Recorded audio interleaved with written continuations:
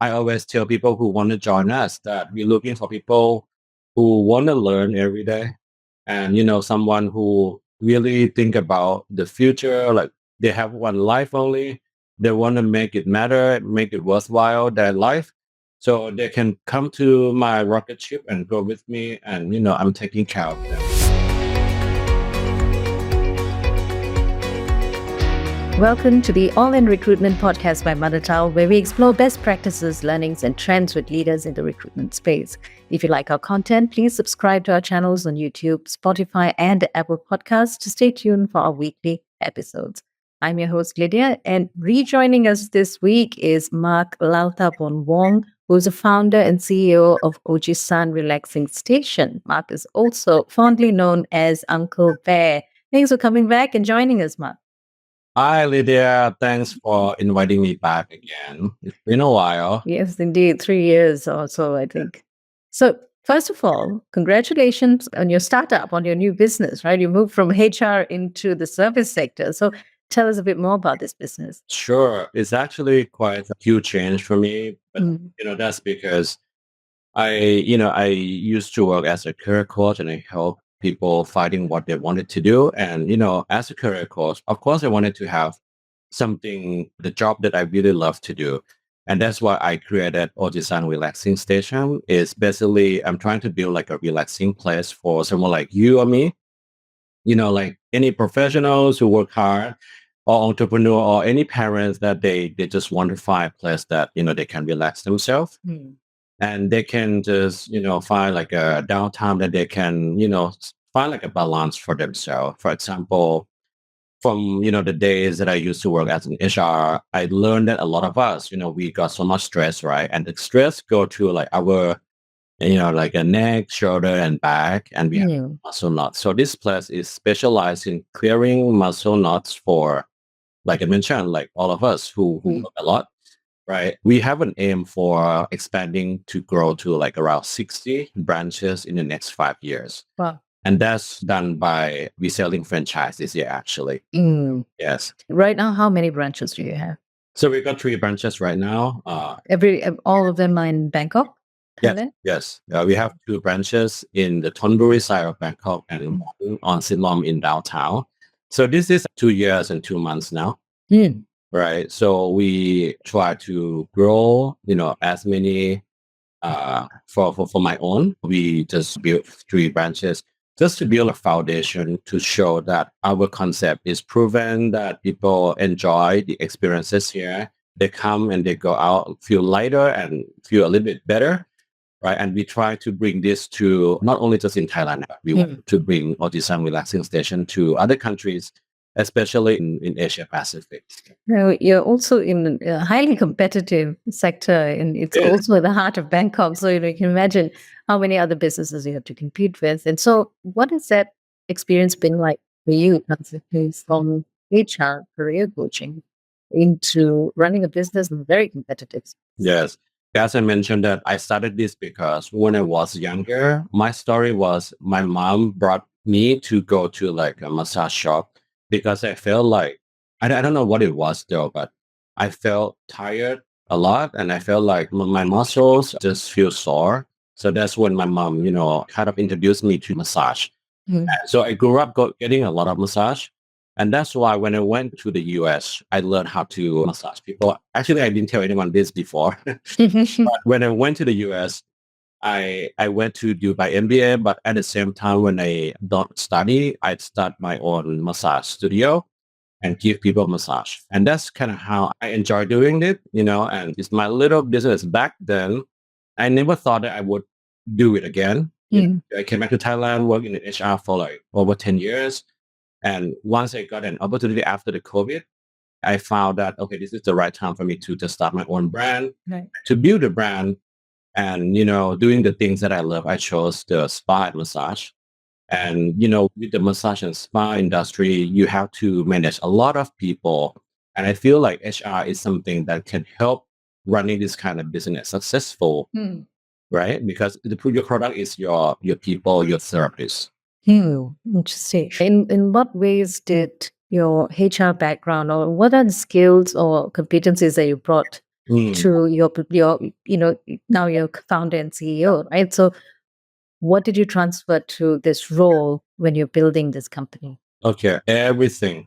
Mm. Which of career development myself, I chose the thing that I want to build, for my whole life actually, because I realized that, hey, we have only one life and we want to make it worthwhile. So we need to choose something that we love doing. So that's the first thing. Then when I started it, we started from scratch. It's only me and my brother, and that's it. So we recruited a lot of therapists. Mm. These are the kind of people who I never imagine recruiting, because they're not just like office people Right. who you can just go online and check like job boards, and then you can. No, that's right. It's not easy though, like to Mm. hire people from as an, I would call it, white collar So how do you find the people that you need for your business? therapist, right? Yes. It is such a different way that you recruited people. So I went on Facebook groups, and these people, they don't have Mm. resumes, they don't want to interview too much. Mm. So the way that I found them, of course, is through those Facebook groups. Mm. Mostly, like let's say 95%, they come from those. And I feel like this is the way, it's the nature of finding this kind of people, the therapist. Mm. So there's a lot of challenges finding them, because since they don't have resume, when we interview them, like where they have worked before, they don't even want to tell you where they worked before. Mm. And I guess maybe because they don't want to reveal that they work somewhere, and then they're just afraid that we're going to check them.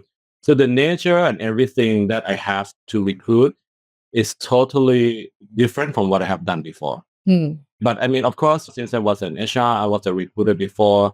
So I got this ability that I need to adapt myself to whoever I recruit. I have to make sure that it's right for them, and how do I get people in my candidate pool and Mm. finally hire them. It's the same methodology, you know, but maybe not only the recruiting that I brought in to run this business, but of course the development as well. Mm. How do you train them and develop them to become better? How do you retain them? Which honestly, it's not easy at all to Yeah. retain this group of people. It's a different nature. So Yes. what's your approach to not just attracting them, but also keeping them and letting them grow in your business? It's not easy, but there are always some kind of ways to approach. Mm. So in my approach, I try to find the same species, Mm. like myself. Like I look for people who maybe don't just look for the money, because I mean, the reason that I'm doing this kind of business is not that I just want to be rich or whatever, but it's just that I love this kind of industry and I enjoy building it. So I'm looking for people who share the same values, Mm. or like working hard, want to grow in the long term, not just focus on the short term, right?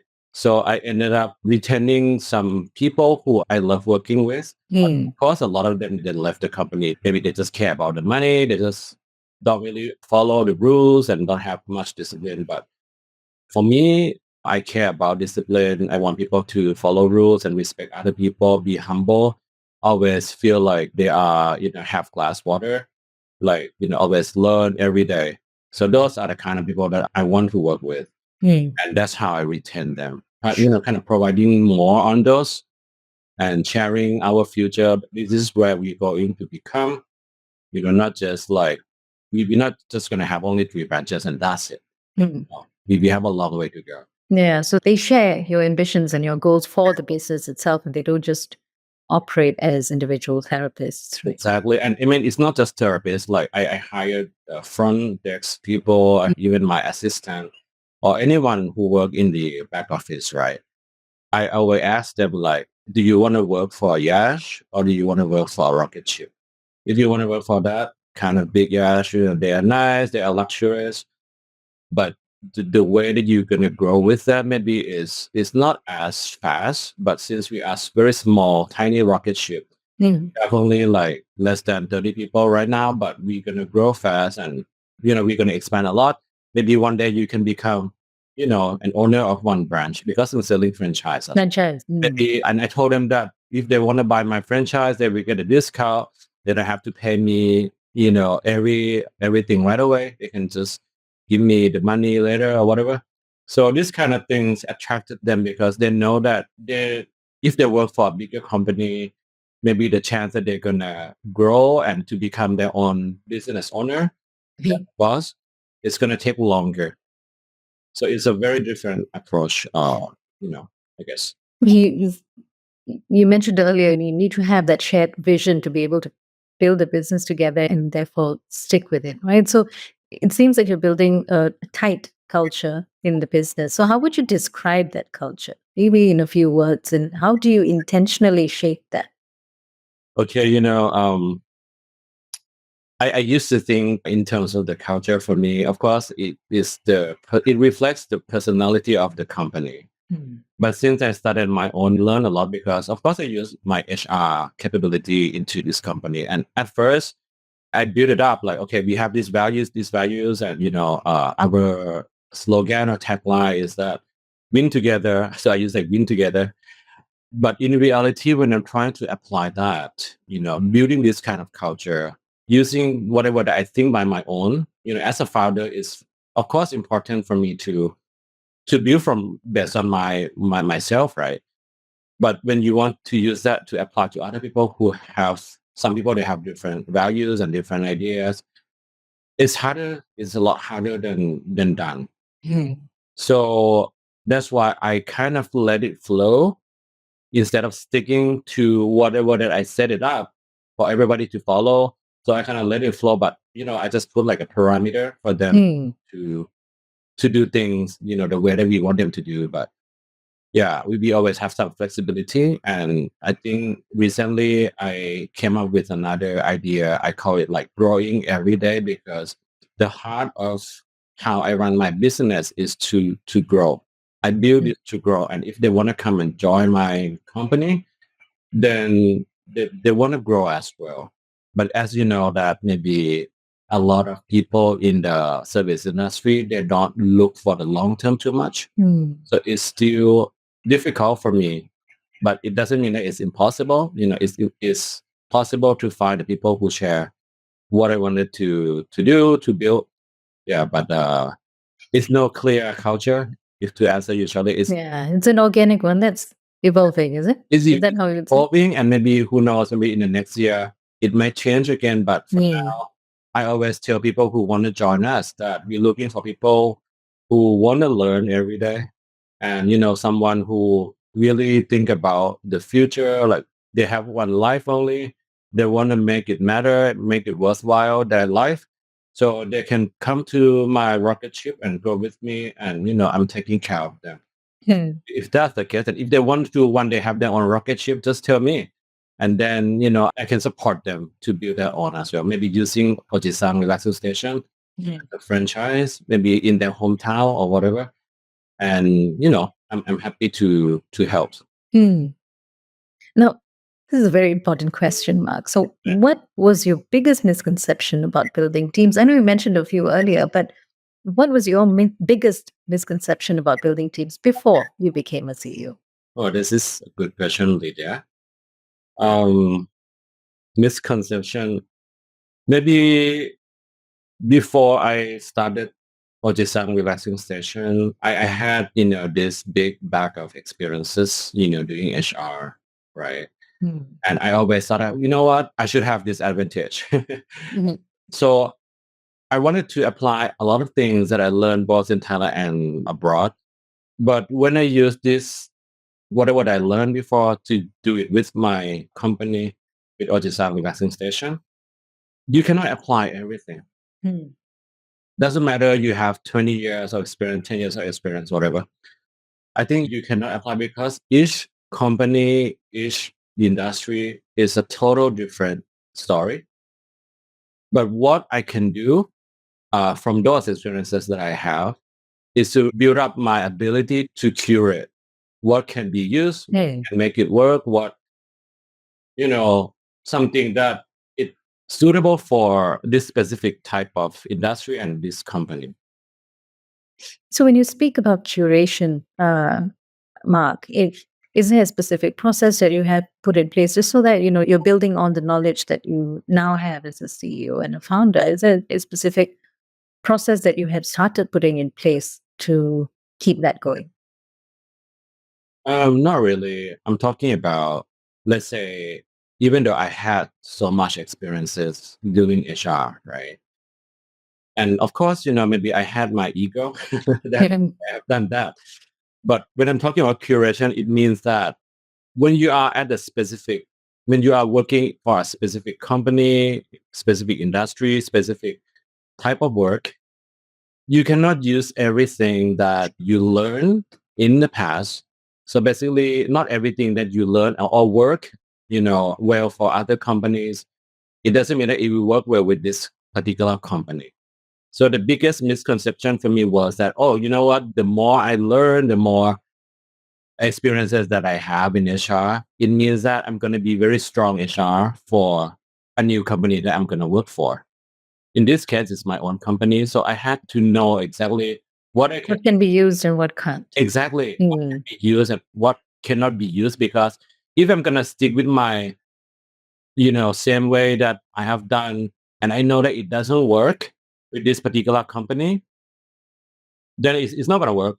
My example is, let's say I always look for, they have to have a specific skill set that they can do the job. Mm. Have to have the right mindset. Okay, this is cool. And maybe at the end of the interview that I interview people, I know that, oh, you know what, this person looks great on the paper, looks great in the interview with me. But my gut feeling inside of me, I felt like something is off. And, I didn't trust myself. A lot of times I find myself didn't trust my own gut feeling. And I trust whatever that I have learned in the past, oh, this is correct, this is how interviewing people should be done. Mm. And so I ended up hiring the wrong people. So, that's an example of what Mm. I maybe I need to change my own ways of doing this. I cannot use the same way that I used before. Hmm. Yeah. So, you're building on this knowledge. So, to my last question, you're building on this knowledge of learning as you go how to recruit, or what is that actual thing you're looking for in a person who's going to join your company, right? As you build your business and as you maybe let go of a few functions such as HR, or if someone else has to take that on from you, is there a way for you to, best practices instead for the company? Is there a way for you to get that, to Yeah. share that with someone else? That method of curation. What is the best practice, right? Hmm. I think to be, and I'm just going to answer like quite broadly, Yeah. to be a great HR professional, or you can be a recruiter, or you can be HR VP, or any function in HR.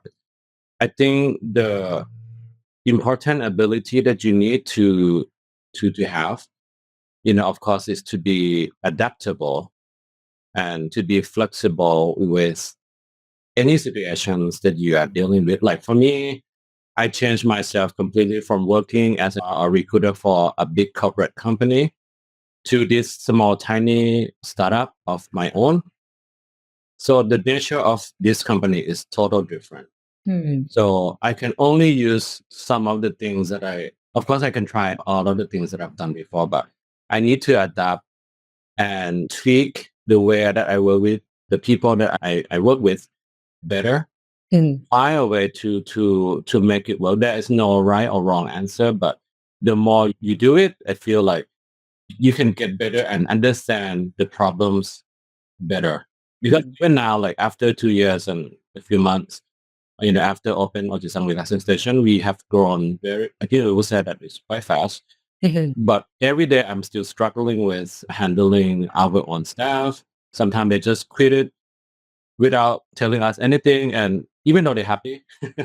So yeah, it's learning each day, how to get better every day. And finally, Mark, what advice would you give other founders on hiring the right people for their business? Okay. So as a founder myself, I think culture always come from, the best way that culture is formed, it should come from the founder, him or herself, right? And I think you need to really understand like what you are trying to build, what kind of workplace that you want to see people working, every day. So for me, I look at the things that I cannot tolerate. So I mean, one of the ways that I do to build my is what are the things that I cannot accept. So for example, like I cannot accept people who don't learn or who like they know everything, right? So in this case, of course, my culture that I'm trying to build, even though it's not like shaped up perfectly yet, but I don't hire anyone at all that they don't learn. So all of my question, what have you learned? What do you do when you don't get to learn anymore? Something like that. Yeah. So when you know that what you cannot accept, you limit yourself from hiring those people who will not fit in with your future culture that you are trying to build. Right. And if you can do that, you don't get the bad apple into your garden. Yeah. What if they're really good at their job and they're a top performer, yet culturally they're just not? Okay. Honestly, I fired a lot of superstars. In my case, it's easier because superstar can be people who like therapists.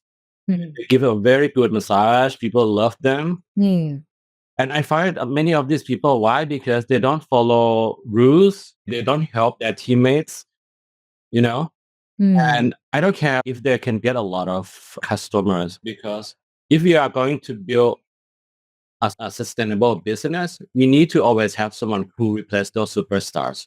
And we can talk to the customer to try other people. So for me, I cannot say they are superstar, but they are very good with, we are very good with their skill set. But the mindset or their personality, their values, they don't align with your values or your company culture. We should not keep these people. They're going to be your virus. They're going to make your team down and toxic. I got many, many examples of this kind of thing that I kept the people who great at skills, in my case, great therapists, but they are very bad at team building. And we should not keep them at all because I got one example that one person, very good therapist, but very toxic. And this person make my team become toxic as well later on. So yeah, it's not good. But well, thank you very much, Mark, for your time, these insights, and also for spending time with us again. So for those who want to connect with you, you are Uncle Bear. Everyone can find you. We know that. Just share your contact details and maybe the channel that you're most accessible at, and also your company. Sure. So if you live in Bangkok or you have a plan to come to Bangkok, you can search Ojisan Relaxing Station. And we have 3 branches right now in Bangkok. So if you wanted to talk to me about, anything about business, how to build up business from, being a corporate person to being an owner or entrepreneur, just let me know. You can always look for me on LinkedIn as well. You can look for Uncle Bear. So that is only just me. Thank you very much, Mark. We have been in conversation with Mark Laothavornwong, founder and CEO of Ojisan Relaxing Station. Thanks so much for joining us, and stay tuned for more weekly episodes from All in Recruitment on YouTube, Apple Podcasts, and Spotify.